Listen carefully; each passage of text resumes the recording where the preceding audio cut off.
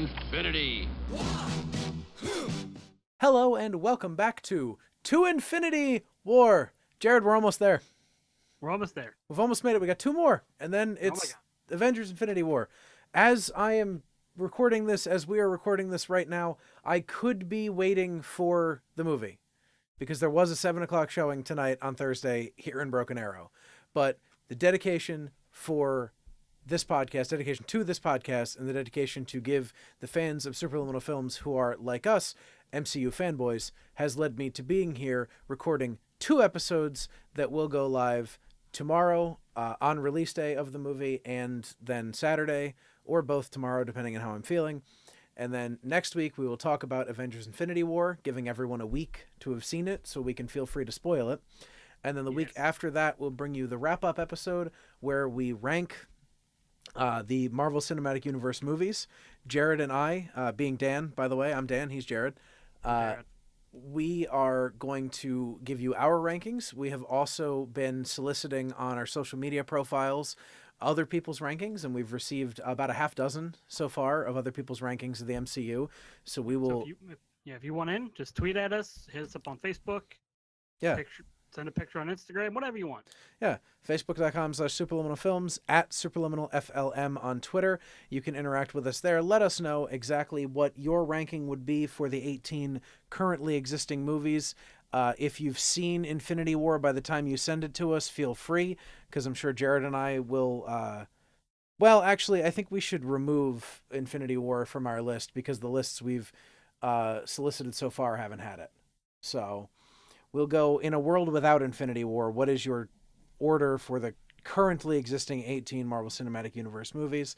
We'll compile a list based on what everybody sends us, and we'll see how our lists stack up compared to the fans of To Infinity War lists. Yes. And for me specifically, it always takes me a couple weeks to really gauge what I thought about a movie. Because, first impressions, you're like, oh my God, that was the best thing ever. And then you're like, wait a minute. Hold on, it was good, but probably doesn't deserve like top ranking or something like that. Yeah. So, or you have my reaction to Ready Player One most recently, which was I've actually liked the movie more as the time has gone on since I've seen it, because I walked out of that movie hating it. So, well, not hating it, but having piles upon piles of trouble with it. So, but we're not here to talk about that. We're here to talk about Thor, Ragnarok, Thor 3, the Thor movie they finally got right, or at least less wrong than the other two. Yes. Oh man. Yeah. So as I've tried to do a few times for Phase 3, I've watched this movie with commentary. I bet Taika Waititi's commentary is amazing. Amazing, and brings nothing new to the table. That's a shame. I mean, there was a few interesting little tidbits, and he said it himself. He's like, I don't know why you're listening to this. I'm just gonna ramble a whole lot. And oh boy, did he. Including when his daughter came in a few times, his 2-year-old, just blatantly interrupting everything, asking for coffee. And he was just like, I guess I'm not going to record this a second time, so this is what you get. Wow, that's kind of terrible. It was terrible and entertaining as hell. I don't know that I didn't hate the commentary, even though it was mostly just him rambling, making jokes, or just being interrupted by his child, but I really still enjoyed his commentary on it. Fair enough. So I think I'd recommend it. Yeah. So this movie is very interesting as far as I'm concerned, and allow me to explain why this movie is interesting. Yes. This movie is bookended by a standard Marvel plot with a kids movie in the middle. In my opinion.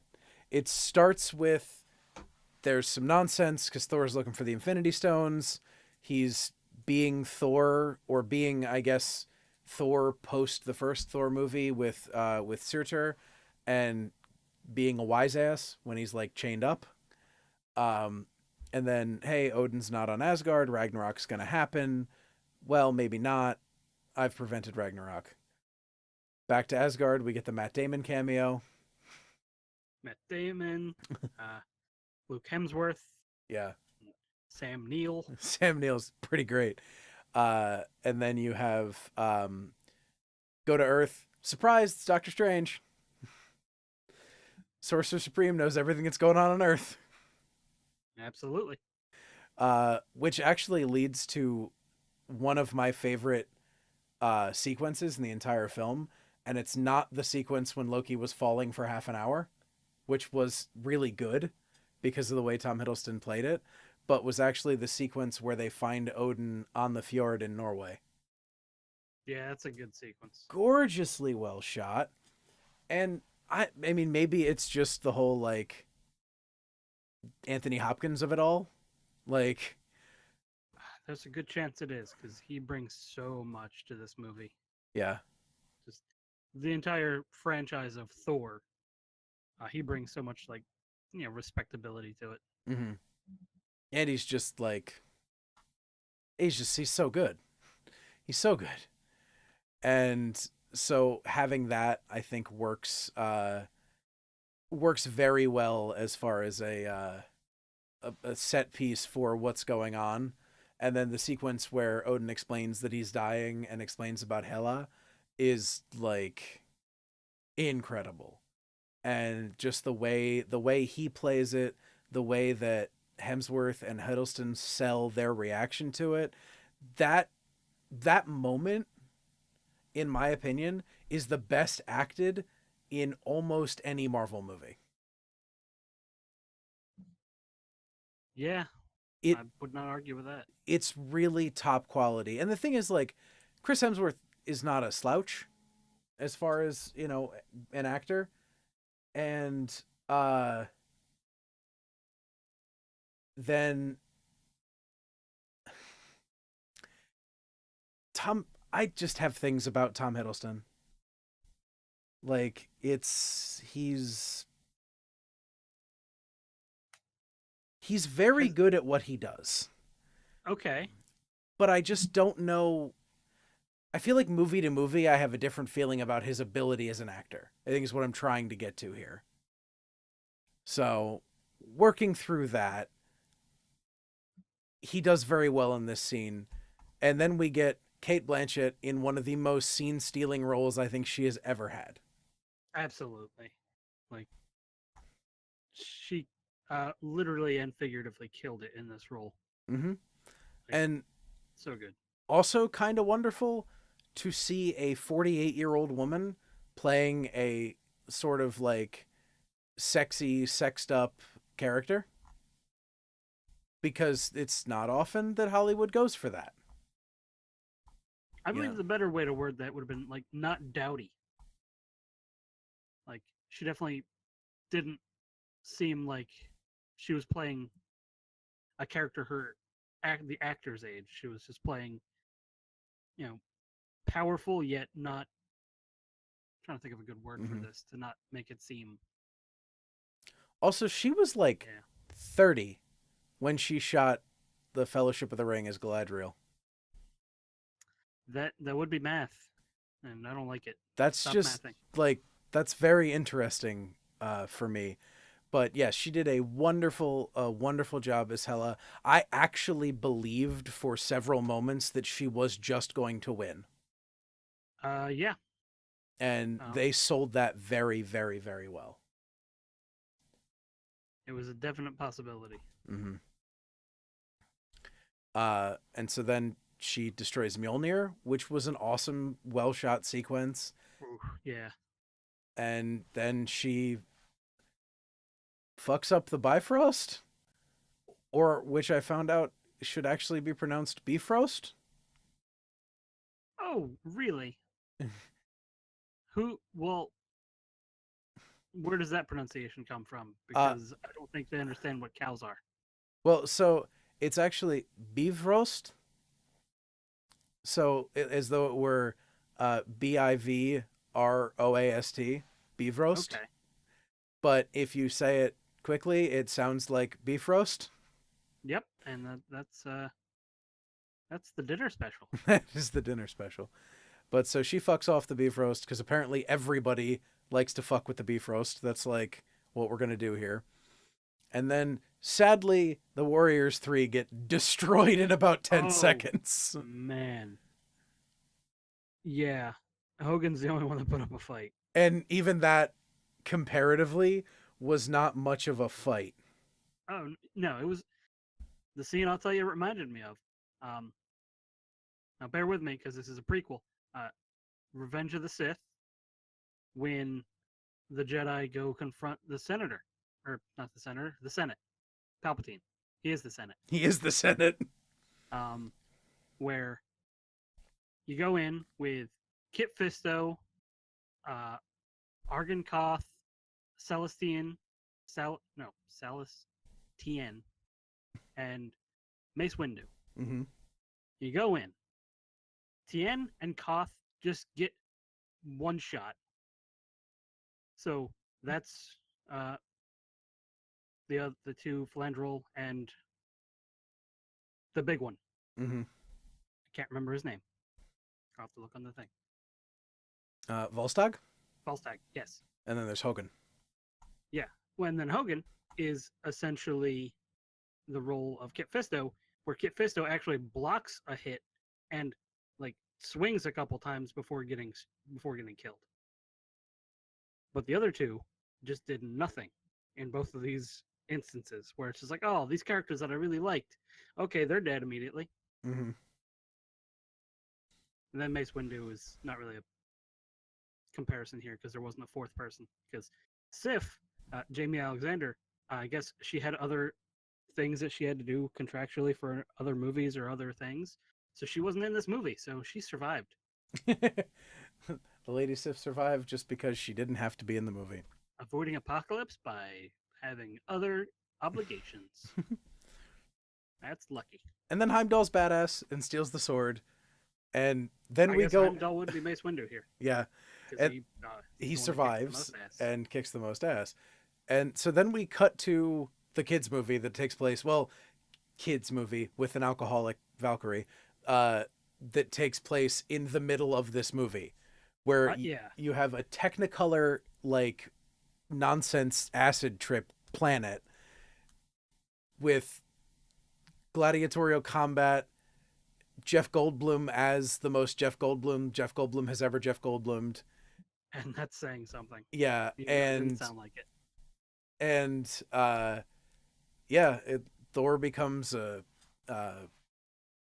slave, that's the word, and meets the Hulk, which is the whole like, yep, this is something. Yeah, and the now fact we that, find out where the Hulk's been since Sokovia. Absolutely, and the line of "I know him from work," or I know him, he's a friend from work. Mm-hmm. A Make-A-Wish kid came up with that line. Yeah, and they were just like, all right, let's go with it. And then it became like the most used line from this movie, and I love that. Mm-hmm. I mean, it would have been cool if that wasn't like the entire marketing, but at the same time, I think it really helped the marketing because yeah, aside from them essentially being like, we're going to borrow Guardians of the Galaxy's entire style, mm-hmm. that line, as well as just them setting up the fight between the two, really made this movie feel like, okay, this is one I actually want to see, and it's not just a Thor movie that's there. Yeah. It's also interesting because like this movie could have existed perfectly without the stuff on Sakaar, and the stuff on Sakaar could have been its own movie. Well, yeah. I mean, obviously the Planet Hulk stuff is something that was its own driving comic. Well, and this isn't even like, this is not very close to Planet Hulk. No, it scratches the surface, and that's about all you get. Yeah. It's cool, and like I like the way they gave the Hulk more character, because all we've had so far is like monosyllabic Hulk, and then Banner as like depressed guy, and he's been in Hulk form so long that he's developed communication skills as the Hulk. Yes. Which I find very interesting. At this point, he's essentially at like, older toddler stage. Mm-hmm. And Taika Waititi actually mentioned how he's had actual conversations like the one that Thor Thor and Hulk have about the whole them being fire thing. Mm-hmm. He's like, I've had conversations with my children like this. Like, I just get so mad where their child is essentially the Hulk. You like small fire. I get so mad, I don't know why. Yeah. Uh, the introduction of Korg and Meek is just Ugh. Yeah. The fact that Korg, you you see him, and then you're like, what's the voice happening? yeah. Like the soft spoken, as he said, he was trying to base it off of the Polynesian bouncers at the bars Mm-hmm. in New Zealand. You're just like, I don't even understand how that rock man could sound like that, because you see a rock guy, and you're expecting Ben Grimm, any Mm-hmm. of the iterations, where it's a gravelly voice, pun intended. Yeah, and instead you get like high pitched Pacific Islander. Yeah, it's a delight. Oh, it's so good. It's so good. And just like the whole, but the thing is, like, the whole thing where Korg's talking about tried to start a revolution and all the others, and it's just like that feels out of place with the rest of the movie. It does. I mean, it gives a very ancillary character more backstory than they've given some of the villains for these movies. Well, and also it gives an ancillary character played by the director. So yeah, it was a little bit self-serving, probably, but Yeah. Yeah, and that's a bit much. But it's cool and it's fun, and this is the movie that if I were like 10 or 11, I would have seen this movie 100 times in the theater. yeah, like I demand to go see this again, mother and father. Yeah, like, come on, let's go see it again. And then I would have gotten it on DVD and just like watched it on loop and destroyed a weekend just by watching that. I will say, and I think I said this when we talked about either Thor 2 or probably Thor 2. I hate the way Norse mythology handles Loki. Yep. And once again, you have Loki as the betrayer, and Loki's trying to turn Thor in and everything else, but it's Loki. He's my brother. And it's just like, every fucking time? Really? They'll let this shit happen every fucking time? At least this time he didn't let it happen because he had the It's true. obedience disc on his back. It's true. They're learning a little bit, but it's just like, it's not, they just, I don't know. It bothers me. And then we get Korg and Meek's revolution. Yes. Or I guess that happens slightly before the betrayal, but we get the revolution, and That's how they are able to, cause enough of a distraction to where they're able to just get on with it. the fucking fight scene, the flying fight scene that they have is so cool when they're trying to get to the wormhole. That sequence is Yes. so cool, especially It's my birthday. yes. The baddest ass shot in the entire film is when the Valkyrie turns the gun around and like hitches herself up to it, because it's just like, yep, fuck y'all, I'm doing the shit. Yeah, that was crazy. That shot's so great. I fucking love that shot. And then we're back in the Marvel movie. Yeah. We've now left the children's movie behind and we're back in the Marvel movie. Marvel does, I wouldn't even say children's, just like buddy road trip comedy. Yeah. So in my head, it's just Marvel does Dumb and Dumber. That's not kind of far off. So So, they finally get their van back and all that. mhm. Yeah, so. But then the end of the Marvel movie is actually still pretty good because the fight on the bridge. Oh yeah. So And like Thor and Hela and the losing his eye and seeing Odin and realizing that only the destruction of Asgard is going to stop her. I mean, unfortunately, we have yet another MCU villain who's determined to destroy the universe. yeah, I mean it's almost always going to go back to that. Like without these giant spectacle villains, you're just going to get a lot of little stories that won't add up to much. Hmm. But that's So, kind of Thor's deal, where he defeats somebody who's going after the entire world yep. And or so then worlds. we have we have Ragnarok. Searcher becomes reborn, and we escape with the rebelling former slaves and all of the remaining alive Asgardians. Yep, except for maybe Sif, because who knows where she is. Yes, except for maybe Sif. And then Thor becomes king and says, "Let's go to Midgard." Because And then this is something happens because on the this stage. scene is a plot device. Yeah, Because I Thor's mean, been away from Earth for long enough, and we had to find a way to get him back there somehow. but it was kind of implanted when they were doing that scene that you talked about with Odin, where he's like, Asgard, isn't a place; it's a people. This could be Asgard, and he's talking about the fjord. Hmm. So it's like, oh, I see what they're exactly going to do. Well, they're gonna do the thing where I think eventually where Asgard ends up parked slightly above Earth from the comics. That would be pretty nice. Yeah, it'd be a decent tie-in. Um, and then the credits happen, and you get Jeff Goldblum somehow becoming even more Jeff Goldblum than he already was. Yep, great revolution, everyone. Uh, uh, Obviously, I'm to thank for this as well, because you can't overthrow somebody without you Yes, can't have you can't have a revolution without somebody to somebody to overthrow. overthrow. It's So so let's call it good. a tie. A tie? No, that's amazing. Also, the other mid-credit scene where uh, something awful happens on the way to Midgard. Oh yeah, yeah. Something happens, and do do do do. Yeah. Oh, that's a big old ship. Yeah, Pretty sure that's the Empire. Oh wait, wrong movie. yeah. No, that's it's the Kree. That's my that's my review. That it's the Kree.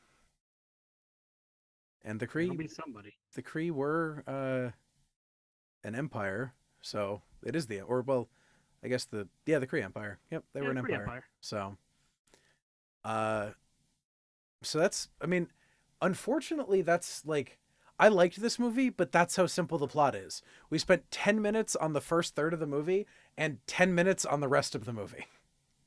Yeah, I mean, it's a movie where, like, other than the villain's introduction, Hmm. the villains, the villain and the hero or heroes don't interact with the villain until Until the the end of end. the movie. Yep. Like, it's a little weird. Yeah. It's it's kind of insane. So do you have your usual Jared's bits? Yes. Ew. Yeah. So, came out November 3rd, 2017. So not very long ago at all, because that's how close we are to the end. Budget 180 million. Box office 854 million. Jeez. So I'm pretty sure that was basically the last two Thors combined. I don't actually feel like looking that up right now, but probably close. Hmm. Um, no Oscar nominations. I don't know if it made it in time or if it would be eligible for next year's, because I don't know when the cutoff is for that. But I don't think it qualified. Um, the Stan Lee as the barber on Sakaar, probably the craziest cameo he's had, where it's like the most interactive with the heroes. Um, Easter eggs, obviously the play that they are doing with the three actors that we mentioned earlier of Sam Neill, Matt Damon, Luke Hemsworth. During the play, they actually mention the time that Loki turned Thor into a frog, which is sort of an Easter egg of the time that a frog was able to wield a version of Mjolnir and Hmm. become tiny Thor. Um, the fake Infinity Gauntlet, finally clarifying why there was a right-handed Infinity Gauntlet in the treasure room for Odin, and a couple of the statue busts on Sakaar or Sakaar. Oh my god, Sakaar. because Stakar, I think, is a character from Guardians of the Galaxy. Mm-hmm. Yeah, that's That is Starhawk. correct. Yeah. Yeah, Sakaar. There's a couple busts, one that looks like Beta Ray Bill, and one that looks like Ares. Two other people who have been involved with the Thoring. Yes. And then there's also a fun fact that I thought was pretty good. I actually wrote it down before, but he also mentioned it on the commentary. One of the reasons why they didn't make uh, Jeff Goldblum's Grandmaster entirely blue like from the comics, part of it is they didn't want to cover his face. Another part of it is that they didn't want him to look like his character from Earth Girls Are Easy, where he played a blue alien. And the fact that this gets mentioned on the commentary, I just like read it before I watched it with commentary. I was like, oh, that's kind of funny. And then a couple other quick things that I actually found out. One, that Taika Waititi claims to have also done not just the mocap for Korg, but he also claimed to do it for Thor. So anytime you see Chris Hemsworth, it's actually just Taika Waititi walking around. That's wonderful. But the actual fun fact is the guy who voiced Surtur, Clancy Brown, was also Major Schooner in the Daredevil and Punisher series for Netflix. Huh. He's been in a handful of, like, he's usually an Abrams guy, so I was kind of surprised to see him here. Because he was in Lost and he was in Super 8 and stuff like that. Huh. But yeah, so I really like the actor because he was also in Star Wars Rebels. But yeah, so he's another actor who's played two different roles in the MCU. That list is getting larger. They're running out of actors. Indeed. Well, unless you've got anything else, I think that's going to bring us to the end of the road here. I believe so. All right. Well, we are one away, folks. We are one away from the release of Infinity War, which was the whole reason we were doing this. And then it's Black Panther next week, Infinity War the week after, wrap-up episode the week after that. That's right. There are only 3 more episodes of this limited run podcast series that has taken you episode by episode, week by week, film by film through the Marvel Cinematic Universe. If you like what you hear here, make sure you check out superliminalfilms.com, very soon to be re-released in a brand new look. It's going to be hot and sexy at superliminalfilms.com. Note, not actual sex or sexy. Really, it will just be a brand new website. Also, we are on Facebook, Instagram, Duck Press, Twitter, Facebook, YouTube, Fruit Array, Bumble, Peach, anywhere that you might find those sorts of things. If you like our podcast content, make sure you also check out Did You See, the currently on short hiatus while the website is undergoing reconstruction podcast that myself and Max put out every Monday when it's not on a several-week hiatus, and our former podcast, Poor Man's Process. All of these things are available on iTunes or wherever else fine podcasts are sold. Bye, everybody. Bye.